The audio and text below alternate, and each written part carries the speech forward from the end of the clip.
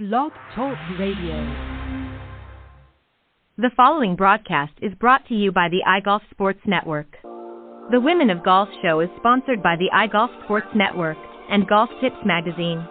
iGolf Sports is a live stream broadcast and media production company providing quality programming designed to attract the golfing enthusiast. And Golf Tips, the game's most in-depth instruction magazine, with insightful reviews on the latest equipment, tips from top teaching professionals, helping you improve your game from tee to green.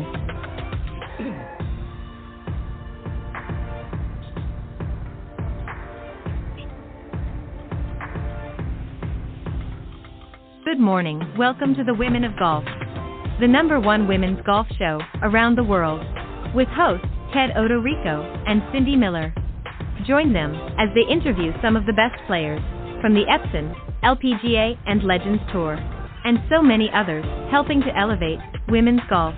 So without further ado, here are your hosts, Ted and Cindy.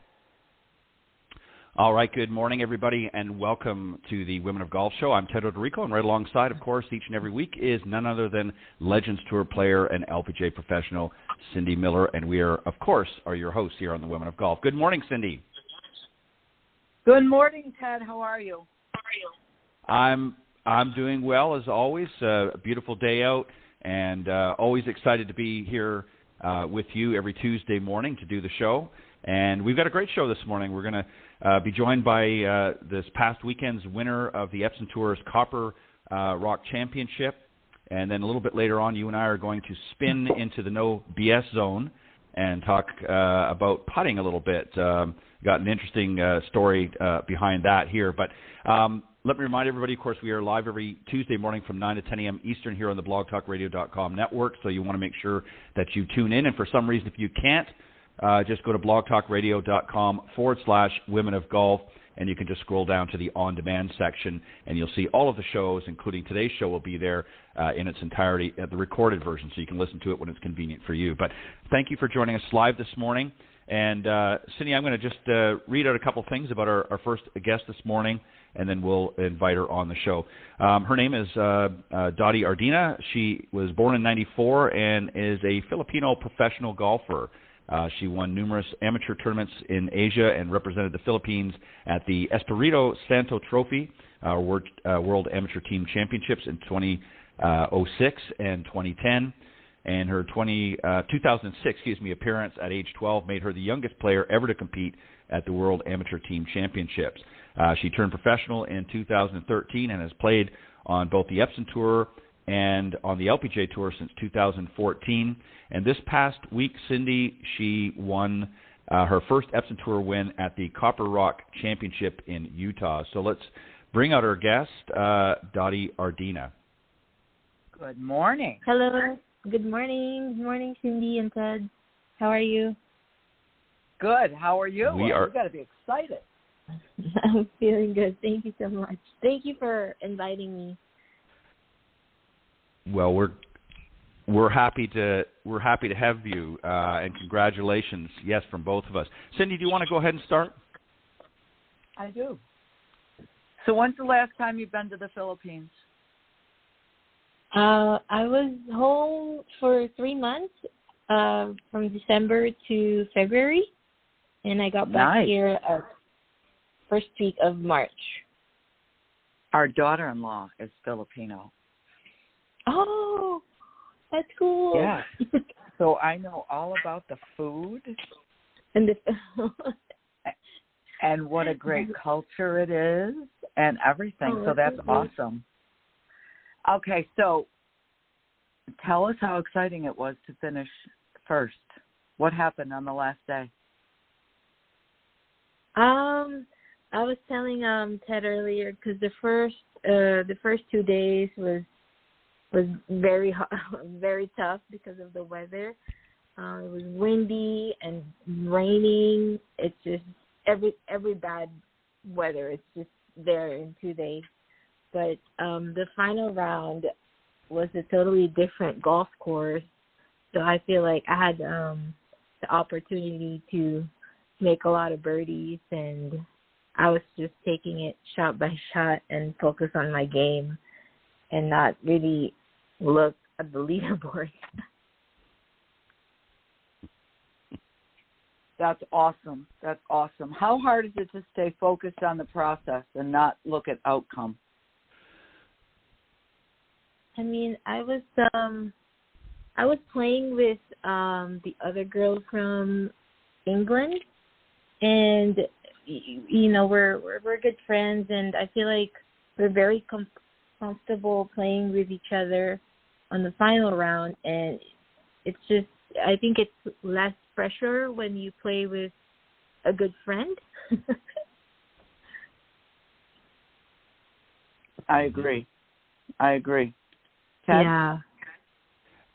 You know what's interesting, and Dottie is selling herself a little short because first off, let me go back to the weather. Excuse me, that she mentioned was roughly 40 mile an hour winds the first day. So that's going to test even the best of players out there. But she was actually 5 back coming into the final round from the leader at that time, and fired a bogey-free 7 under to go 2 shots ahead, and obviously finished at 5 under par and won the tournament by 2 strokes. So she obviously played very great, took advantage of the nicer weather on the last day. But I also want to talk about some things, too, that I noticed in some of the notes that we received. Back in 2018, Dottie, you really had a number of close calls. In that season alone, you finished runner-up at the would have been the Epson Classic, the Self Regional Healthcare Foundation Women's Health Classic, and the PHC Classic. So she also ended tied for second on 2 other occasions at the Donald Ross Classic and the IOA Golf Classic. So back in 2018, you were really knocking on the door several times throughout that season. Talk about after that period in 2019, prior to the pandemic. Obviously, that sort of stymied everybody. But you were so close. What do you think was the reason you weren't quite able to get to that first spot during that time with so many close calls?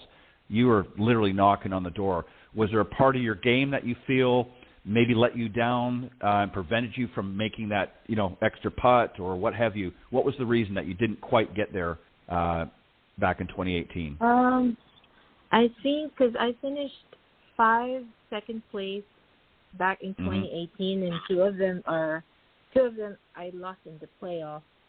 But then the other 3 is I lost by 1. I feel like all of those 5 events are like I'm coming from behind, and my final round just wasn't enough. So I also, it's golf, and I understand maybe it wasn't really my time to win. Right. So I just kept being patient, and I knew I'm due to win one day. But last week was just, was very surprising. Well, when you're exactly right. When you're that close, I think, to getting over the finish line, as it were, it's just a matter of time. You don't get to second that many times without eventually it turning into a first. Is there? Let me ask you this question, just as sort of a follow-up. Are you a player, like some players prefer to sort of hover around the lead, like maybe be a few shots back? They're not as comfortable being in the lead. Are you a player like that? That obviously you want to be winning the tournament, but are you more comfortable maybe being close to the lead and then taking a run at it at some point through the tournament, and then eventually, obviously, as you did last week, you won the tournament? Or are you comfortable if you're in the lead as well? I think I'm more comfortable not being the leader, because it's okay. I think it's better to play chasing the leader instead of kind of protecting your lead. Yeah, it definitely. I like playing from behind. Yeah, your strategy definitely changes from being sort of chasing the leader to actually being the leader, because as you said, it's more of a protecting that lead as opposed to, kind of going for it, because at that point you got nothing to lose. You've got to go after the leader, so you've got to be a little bit more aggressive in your play. What in this last week, you talked about the weather, you mentioned the last day, or last round, you were able to make a good run at it and obviously ultimately went on to win. What part of your game do you feel this tournament really helped you get to that? Was there a particular part of your game? Was it your putting? Was it your shot making? What have you? Or your driving? What part of your game do you think really came through for you this week? I think the number one would be my putting. I putt very, very, very good last week, and also I think I played the course, the course management very well. Mm-hmm. Where mm-hmm. should I hit the ball, or where's the safest to miss with all that wind, and try to get up and down from there. I think it's mostly my putting. Yeah, and that's good, because usually some of the girls that we've interviewed here lately actually have said the opposite. Their putting is what's kind of let them down. Their ball striking was pretty good. Their irons are really solid, but they just couldn't seem to sink those putts. Obviously, you've managed to nail down your putting stats a little bit more, and mm-hmm. ultimately was able to do that in your final round. What was also interesting, and then I'm going to turn it back over to Cindy, is you on the final round you hit all 14 fairways, and really was able to play more aggressive. Both you and your playing partner at the time were both making a lot of birdies, so that kind of makes it fun. You're not sort of you're sort of competing, but you're not really competing at the same time. And the other interesting thing that I really found impressive is that you chose not to check the leaderboard. So you were focused on your game and not worried about where you were, and obviously, ultimately you went on to win. So I think that's an important thing for a lot of people to take note of. Cindy, go ahead. Tell us your mindset when you start to make a bunch of birdies. Sometimes you can pretend or protect your lead or your round. Tell us how you kept making more birdies. Usually what I think about out there after making a birdie, before I hit my tee shot on the next hole, I forget about the past. I would tell myself, okay, the last hole is gone. The last hole is done. This is a new hole. Mm-hmm. And it's just every tee shot, I'll think about it's a new hole. So I don't really think about, I just made 3 birdies in a row.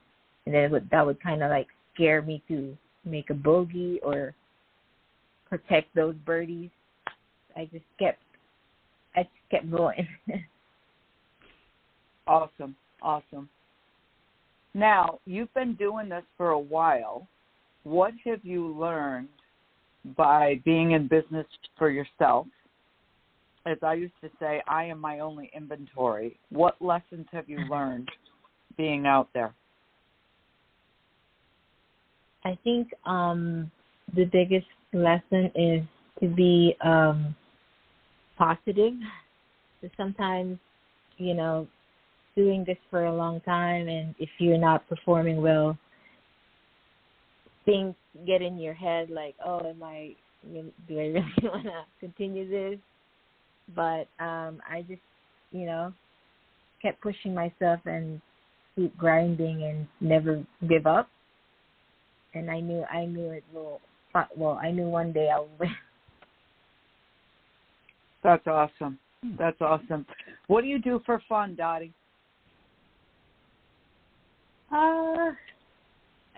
Sometimes I go to the mall just to relax and walk around.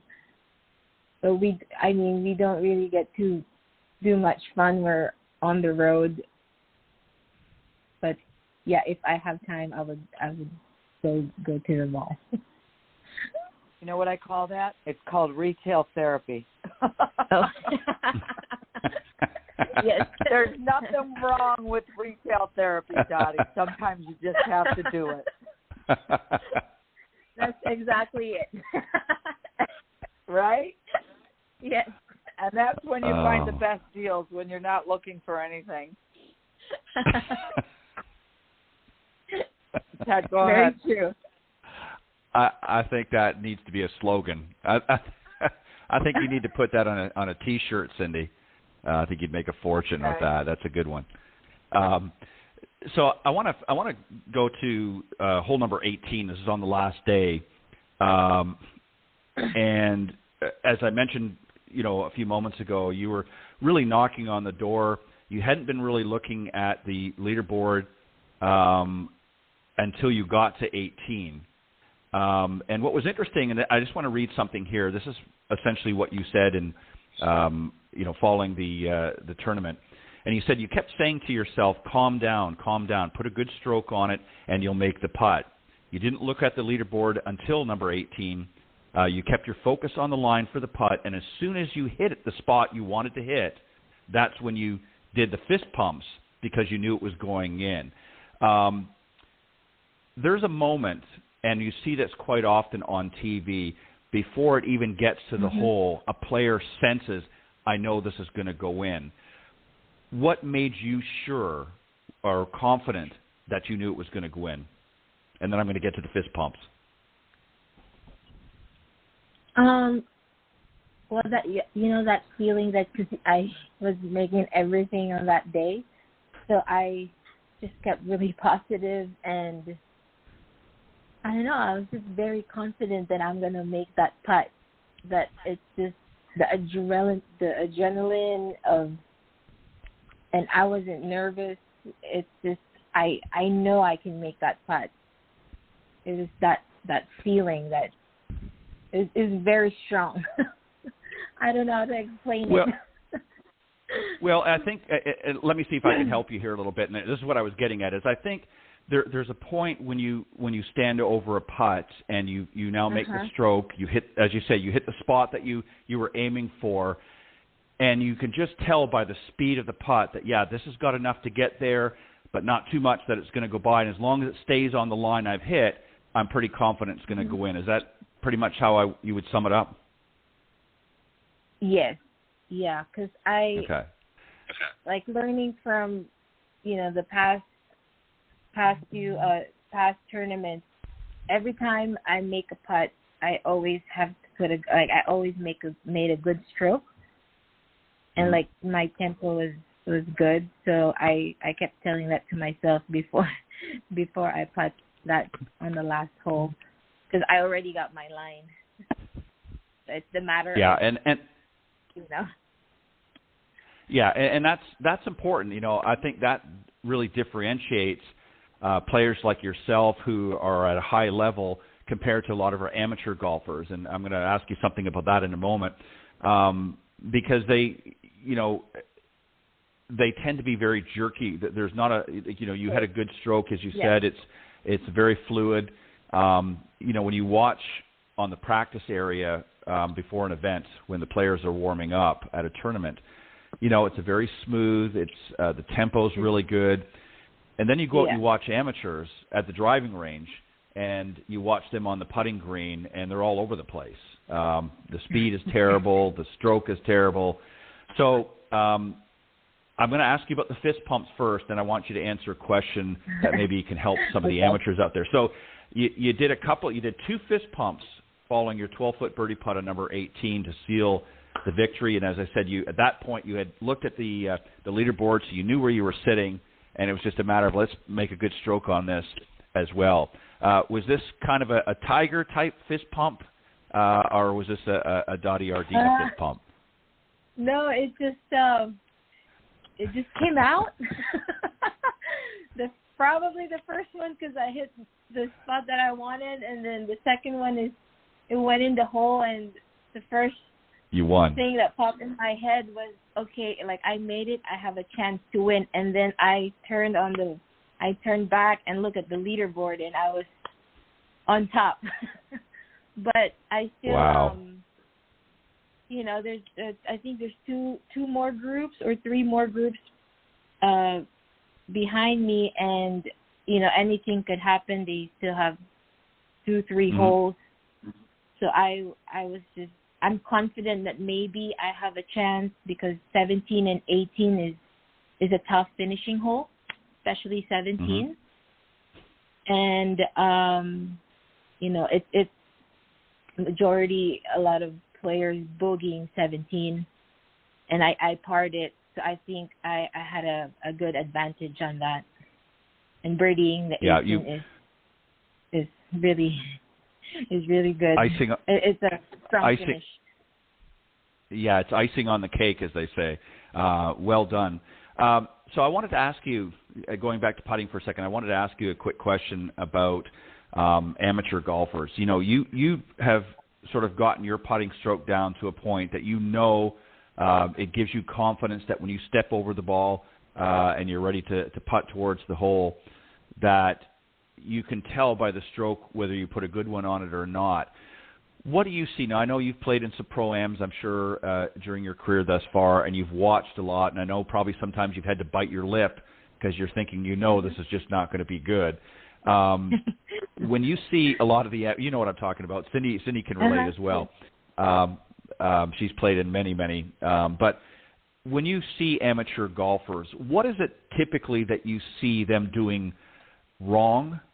And I know that sounds a little harsh, but what is it that they're doing differently than what pros are doing? And if you were standing beside someone and they said, Dottie, what do I need to do here? How can I, make these putts a little bit more solid and whatnot? What advice would you give them? I think from majority that when they stand over the ball and let's say it's left to right, they don't really look where the line's going to break, like the apex of the putt. Most of them look at the hole and putt it to the hole. So it's just, putting, you have to kind of break it down where it's gonna roll on the break. I think that's the number one, that's the factor that putts are not going in if you don't have a spot to putt first and then reading through the break. Yeah, and I think too, well said. And I think too, in your final putts in the tournament, you, as you were explaining it in an interview, you picked a spot. In other words, it wasn't the hole. The hole was not the spot. Now, in a straight putt, you might look at things a little bit differently, but on a breaking putt particularly, there, as you said, the apex, you're looking for that spot. And you said that the average amateur golfer doesn't do that. They know there's a break there, but they're looking at the hole and saying, okay, if I just put enough on there, it'll get there. But they're not really aiming, number one, probably where they need to be aiming, maybe not allowing enough break or maybe, right? And they're not putting to that apex. So when you break it down, go ahead. Go ahead. Oh, sorry. I feel like because if there's a lot of break and then you keep looking from the ball to the hole, so you're forgetting where it's going to go, like what path are you going. So it's definitely going straight to the hole, if that makes sense. Yeah. Well, no, you're exactly right. And I think a lot of the amateur players work on, the short putts, which is good. You got to do that too. You got those little knee knockers, as they call them, 3, 4 foot, 5 foot putts. But when you start getting beyond that and they're breaking, that's where you don't get a lot of, let's be honest, in today's game, with the way the greens are undulated, you're not getting a whole lot of straight putts very often. So, but yet that's what they're practicing, 90% of the time. They're not practicing those breaking putts and so on and so forth. So I think that's some good advice. Cindy, any final questions that you have for Dottie? No, I just want to say congratulations and keep up the good work. I love the attitude and stay focused on the process. Thank you so much, Cindy. Yeah, I think you're going to have a many more wins down the road. I agree with Cindy. You have a great attitude, and I think you really know yourself, and that's important. You know yourself, you know your game, you know how you feel and how you think out there, and you're not worried. The fact that, and that's what I really was impressed by, is the fact that you're not focusing on where the leaders are and that you're focusing on your own game, and that's where I think a lot of players could take a cue from you. So, again, congratulations on your win at the Copper Rock Championship. Many more this season. Win some more. You can come back and talk again, and we appreciate you spending time with us this morning. Thank you so much, Ted. Bye-bye. All right. Bye, Dottie. Okay. Very impressive. Wouldn't you agree? I mean, I know we say this a lot with the girls, but really has a sharp focus on her game, and the fact that she's come close so many times tells you she's got the game. I mean, some players they'll be 10, maybe finish 10th or a lot and don't really get close up, but to get in one season that many number in the second spot, the runner-up spot, tells you that she's got game, and it's just a matter of waiting for that, putt to drop, essentially, makes you the difference between winning and coming in second. So I think she's got a great future ahead of her, and it'll be interesting to see, where things go from here. All right, we're going to zip in or spin in, as they say, to the no BS zone. And this was an interesting thing. I was reading something the other day, and I just happened to come across this. And this is Dave Stockton's all-time top 10 putting tips. And Cindy, I know you know who Dave is, and as do I. But I'm just going to read something real quick here before we start for those that maybe are not familiar, who are a little younger, maybe don't know who he is. He was in his prime in the early 70s. Dave Stockton once went some 950 holes without a three-putt, which is pretty darn impressive. Still blessed with his revered putting game that brought him 25 titles, including 5 majors. He now consults for TaylorMade, as well as a putting coach to some of the tour stars that have collectively notched 30 wins over the last year or so, including Rory McIlroy, his victory at the U.S. Open. So Dave has been a top-notch putter and has had a lot of wins, not only himself, but has helped a lot of tour players as well, have reached out to him for some help. And so I thought we would talk about some. We probably won't have time necessarily to do them all, but I thought we would just kind of go through some of them here and have a dialogue. So one of them is he talks about groove, consider groove technology, and he's really, obviously, this is being honest, is more of a bit of a plug for TaylorMade, so I won't get too heavy in that. But he talks about really some of the characteristics of the putter and how it impacts roll and so forth, and that, which I think is good. And I think the technology has changed a lot. So I'm going to approach it from this way. The first one, as instead of talking so much about the groove technology, I think choosing a putter, much like your obviously your other clubs, is a very personal thing because there are so many different styles out there. Did you go through sort of a ritual, if you will, Cindy, when you picked your putter? Number one, it's got to look good to your eye, and then it's got to set on the ground, comfortable to you. I mean, you can always adjust the lie angle and the length.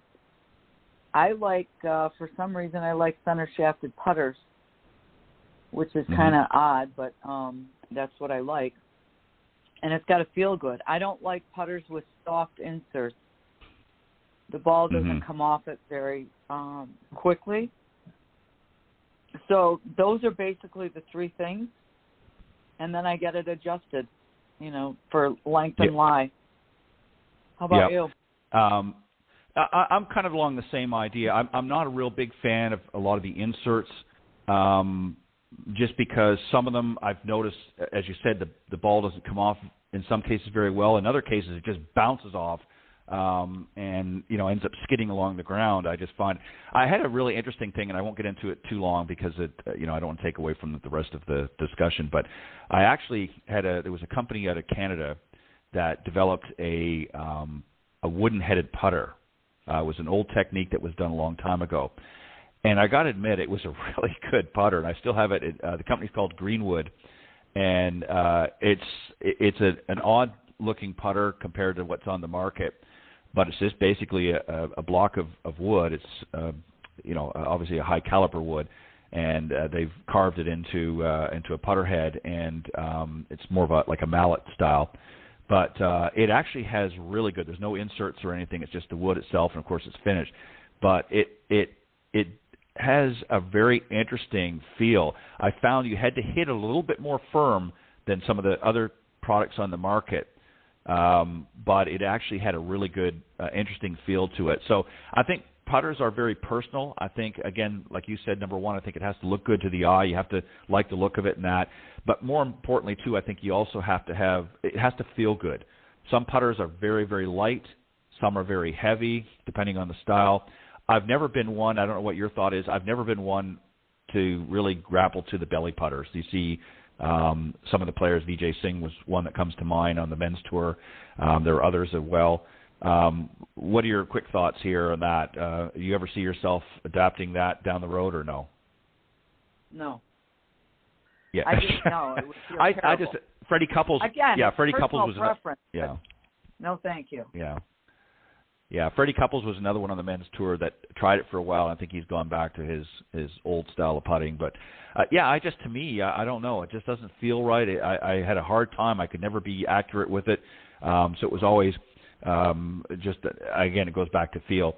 And I'm like you. Once I find something that I like, then I get it adjusted accordingly.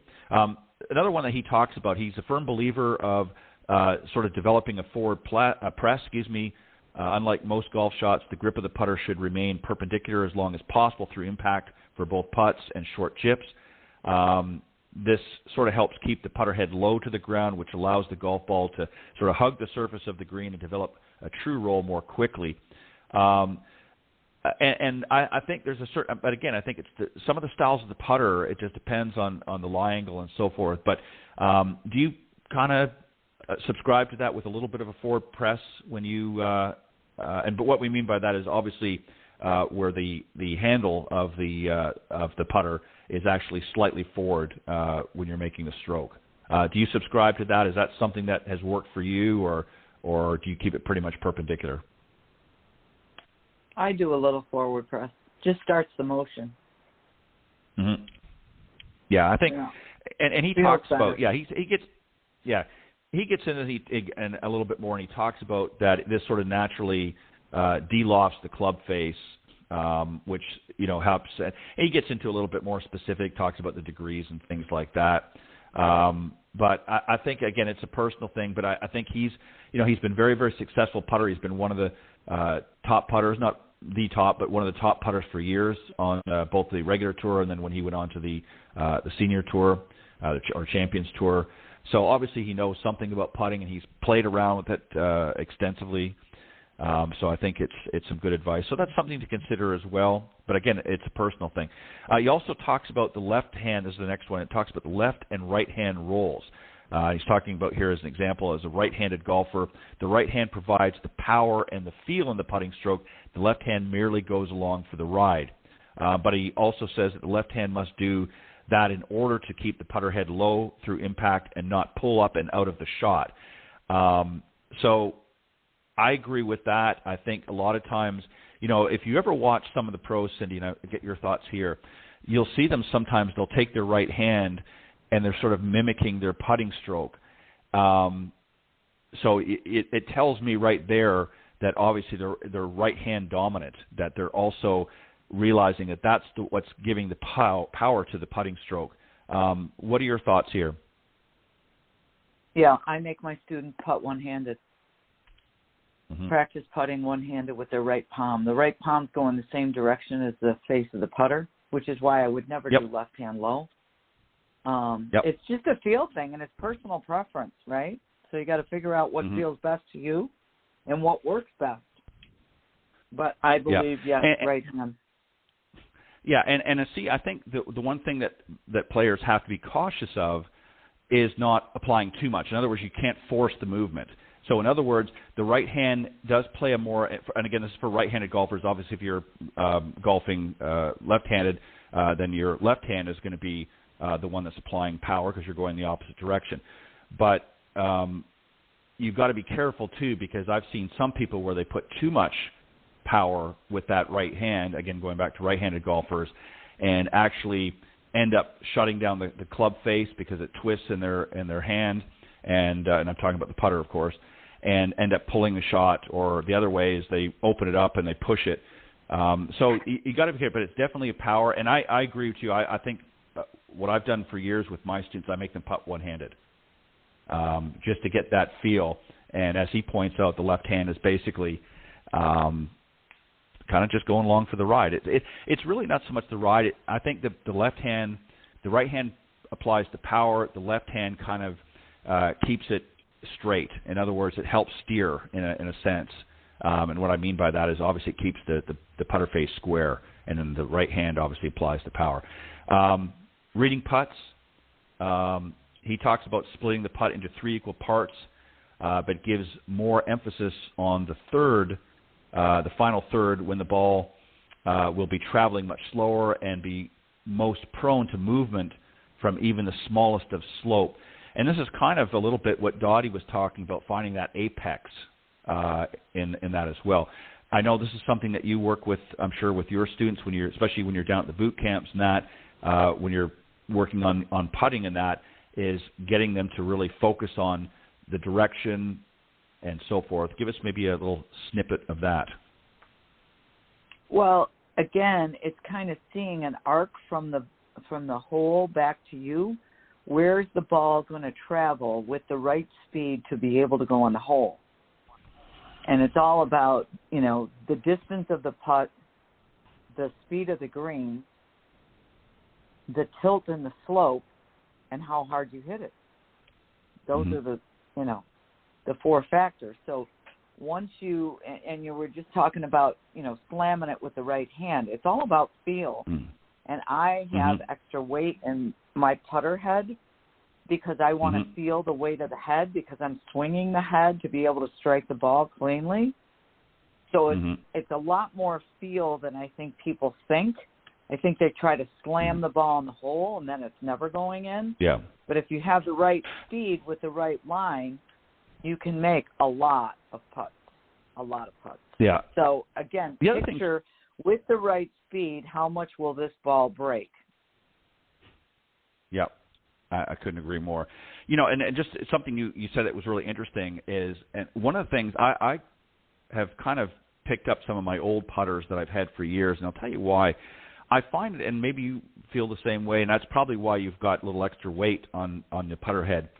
I find a lot of today's putters, not all of them, but a lot of them are very, very light, especially in the putter head. There's a lot of them I have a tough time putting with because I can't feel it. Like if I just, I'm in a store or something or a pro shop and I'm testing out some of the putters. Some of the newer putters, not all of them, but some of them are really light. Have you found that? I'm sure you monkey around, test them once in a while, and you'll find a putter and say, oh, this looks kind of neat. And have you ever had that feeling where you just pick it up and it's like, oh, this just doesn't have a good feel to it? And then I put it back. I agree. Especially when you look at the sticker price on here, and you're thinking, no, this ain't going to cut it. But no, it goes back to what you said. It's a personal thing. But there's some. I mean, and obviously the opposite can be true too. There's some out there that can be very heavy, and again, it's not. But to me, I just find that the ones that have the lighter feel to it, I just don't like, because I don't feel anything. And to me, you've got to, and the other thing I'm always worried about with that scenario is that with it feeling too light, I'm always worried that it's going to, when I hit the ball, through the stroke, that it's going to open up the club face because it's not heavy enough. It may be just my imagination, but I always feel like it's going to pop it open a degree or two, and then it goes offline. So, as you said, it's all about feel. You got to find what works for you. He goes on to another one here, which is really kind of interesting, is beware of practice swings. He said for many players, he advocates not taking any practice swings as this causes you to think too much. But he said, but if you do, at least do it directly behind the golf ball on the target line rather than parallel to that line, as most players do. That's a really interesting thing because, we've always, take a few practice swings or in this case, practice stroke for your putting and that. But he's saying actually sometimes that can be a bad thing because it causes them to overthink the process. Why. Yeah, he doesn't. He says, he goes on to say, he says that that the way you are viewing the path your ball will actually take, just as you would like with a practice shot with a pool cue. So keep looking at the hole, getting the feel of the path of the putt rather than looking down the imaginary ball position or movement of the putter head on the ground. So I'm not exactly sure what he's saying here, but I think what he's getting at is he's wanting you to get behind the shot and kind of feel from there, because I think sometimes when you get parallel at the ball and you're doing that practice stroke, I think maybe he feels that you're going to overthink the process and you're not really getting a true picture, and he's emphasizing maybe more of a down-the-line shot. I don't know. It works for him. I purposely I take a few practice strokes.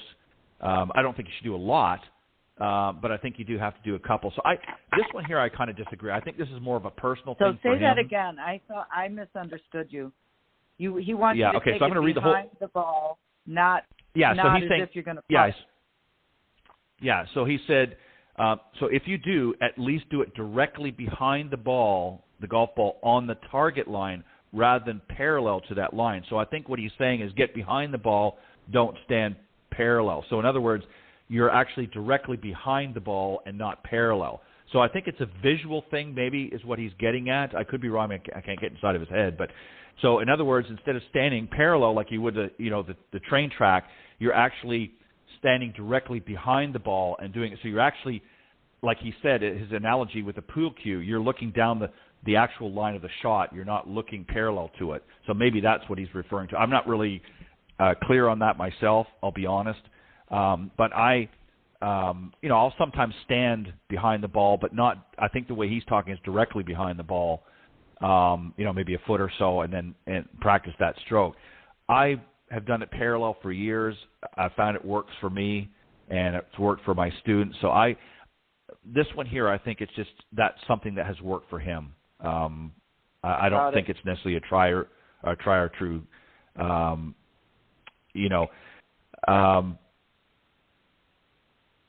I think the other thing too, I'm going to skip down here a little bit. One of the other ones he talks about, forget perfection. There's so much emphasis on knowledge, perfection, and optimization in every area of golf these days. But when it comes to putting, trying to get everything perfect will inevitably make your tension levels rise. Be relaxed in your approach and throughout your routine. Set up there and feel that you're rolling it and letting it go. So essentially what he's saying here is, everything doesn't, again, perfect examples, look at Jack Nicklaus. Jack Nicklaus stood open with his putts, but yet his putter went down the line, but he had his feet open and even his shoulders a little bit were open as well, because that to him allowed his body, he felt, to be open as the putter went through, but he still managed to keep the putter head on line. So I think what he's basically saying here is don't get so mechanical with your putter. As we do in so many other parts of the game, you see a lot of players getting very, very mechanical in their golf swing. He's saying and as I'm reading this, that's, in his opinion, a recipe for disaster if you try to get too technical on it. What do you think? I agree. I also believe that you got to set up to where it's comfortable and you can see the line. Mm-hmm. You follow? Sometimes it feels better to be a little more open than square. Like I happen to be right-eye dominant, and it helps me to be open so I can see the line. If I get too over it, my eyeballs are over the ball, I can't see where I'm going, and then I yank all my putts. So, again, try to just get comfortable to where you feel like you can make a good stroke and put the ball in the hole. Sometimes I tell my students to buy a metal yardstick and put the ball on top of the metal yardstick and put it 3 feet away from the hole so all the balls roll down the yardstick and go in the hole just to get your eyesight comfortable. Does that make sense? Yep. No, I couldn't agree more. And, you know, there was another point that he had a little earlier on, and he talks about ignoring the line on the golf ball. He says many golf balls have alignment marks on them, but if someone lines it up like that, when he's teaching, he'll roll the ball over so that they can't see it. He says, in his opinion, it's just an extra thought to have in your head and often looks wrong when you actually stand over the ball at address. So in any case, his focus isn't on the ball itself. He's thinking about that spot an inch or two out on the ground. So what he's saying is, essentially here, is he doesn't subscribe to the markers, the alignment markers on some of the golf balls. So obviously I don't imagine he draws a line on there as well for him. And again, I think this is very personal. I think really I want to preface, I should have probably prefaced this at the beginning. These are just his top 10 tips that he, and obviously we're not going to read them all out, but that he subscribes to, that he has found to be successful for him. But they may not necessarily all work. I think some of them may be some sound principles, but I think it's really a personal thing because what works for one, again, there's a lot of putters out there that might not have lined up like Nicholas or may not line up like you do, or as I do. So, again, I don't think there's any one tried or true. I think it comes down to a personal preference. I think there's certain fundamentals in any part of the golf game that have to be there. Obviously, the putter face has to be square to your intended target line. But I think as far as whether you have your feet a little bit open or whether you have your feet a little wider apart, narrower, what have you, with a few exceptions, obviously heavy, windy days, I think is really a personal preference. Wouldn't you agree? I do, and it also depends on whether or not you can see the lines. So some people see curved lines, some people see straight. And I believe Dave is talking about don't use a line on the ball because he's probably nonlinear, and he may not know that. But nonlinear players who don't see straight lines can never use a line on their putter or the ball, whereas linear putters can use a line on the ball and the putter. Yeah, I think so. I think you're right. And I remember a few years back, you actually had there was one of the players from the tour that was on, and you actually asked them that question. And I think you even invited them to do a little test after the show. Was a few weeks ago. Never wrote back. So, but again, it's amazing, and you need to know what you are because it'll change your golf life forever. Trust me. That's right. If you're nonlinear, I think it's very linear, it's not a big deal. If you're nonlinear, it's going to change everything. Right. And the last one that he closed out here, and I think this is, rings true for anybody, is to be confident. Visualize the putt on its path to the hole and dropping into the cup. Develop a ruthless putting, or if you will, where you are genuinely surprised if the ball doesn't drop. So again, he's basically here. He says when he's putting, he'll have a level of confidence where he actually is shocked if he doesn't hole it, which is good. I mean, some people might say, well, that's a little cocky, but or a little arrogant. But I think what he's basically saying, and this really goes back to what Dottie was talking about. She's very confident in her putting right now. She's obviously gotten her stroke to a level that she's confident. She knows that when she stands over those putts, she has a confidence that she feels she can make it. Whereas, some of the others that we've talked to here recently, not so much. They're a little sketchy with their putting right now, so they're maybe not as confident. I think confidence is in any part of your game obviously is important, but I think particularly in putting because that's really where you're going to lose potentially a lot of strokes. And the fact that she didn't three-putt, or rather, Dave, sorry, not her.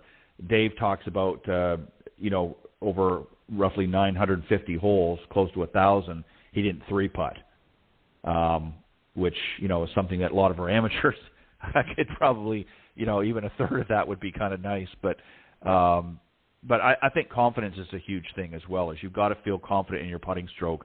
So again, working with an instructor, you want to find what works for you, and then as you develop that technique and start sinking more putts, that confident level is going to rise. What gives you confidence out in the putting surface? Obviously sinking the putt, but what is it that you've developed over your career as a player now, not so much as a coach, but as a player, that gave you confidence when you were standing over the ball? What was it that you went through your mind? Just feeling the putter head, swinging it back, not looking so much at the line, but feeling the stroke, starting it on the right line, and just feeling the pace of the stroke and the distance of the stroke. I don't ever try to hit it. I change the length of the putt by the length of the stroke, and it's all feel. Right. Feel. Yeah. I asked Dottie earlier, and I sort of alluded to you as well, because I know you've played in tons of pro-ams and other events and things like that. So you've seen a lot of amateur players in that category. What's some of the things, or what was most notable to you when you watched a lot of the amateur players, when your group's warming up and that, and you obviously had a chance to watch some of them putt, particularly? We'll stick with putting for now, but what particularly did you notice that they didn't seem to really grasp?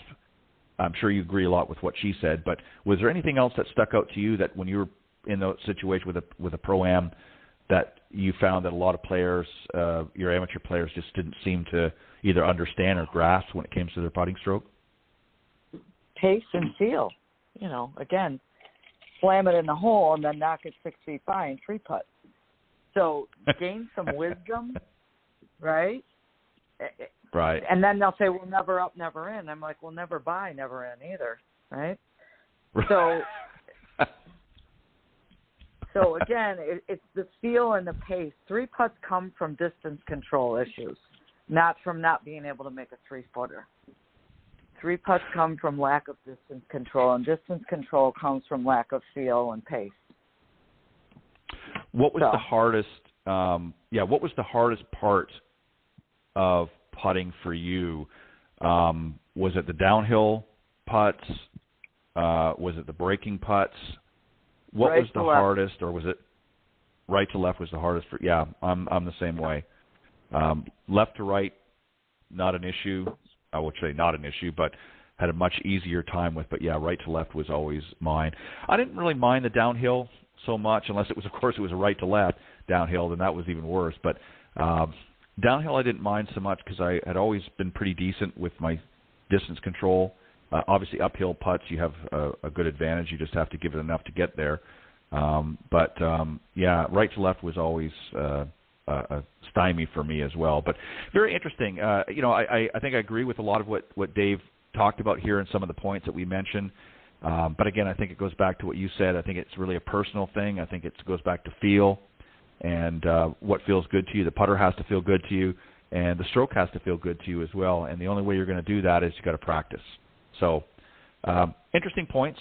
Thought it would be a fun discussion for the No BS Zone this week, and we'll see if we can help some people tuning into the show. But as always, we want to thank everybody, and again, a special thanks and congratulations to Dottie Ardina, winner of this past weekend's Epson Tour Copper Rock Championship that was out of Utah. Congratulations on your win. And on that note, just a couple of quick program notes. We will be back again next week, of course, but the week after, which will be, I believe, the 10th, we will not be doing a show. I don't know if I told you this, I'm going to Pinehurst for a few days, and going to be playing some golf. I think I did, yes. So we're going to not have a show on the 10th, but we will next week, and then we'll be back the week to follow, the 10th, whatever, I guess that would be the 17th. But thank you, everybody, for joining us this morning. We appreciate you tuning in, and have a great week. Thanks, Cindy. Thanks, Ted.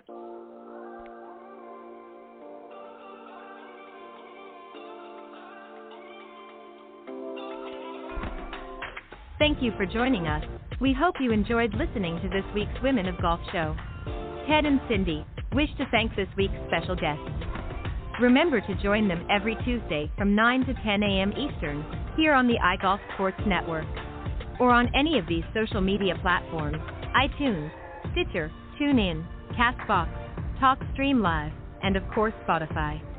To get updates on the show, you can follow the Women of Golf's Facebook page at www.facebook.com/womenofgolf. This has been a production of the iGolf Sports Network.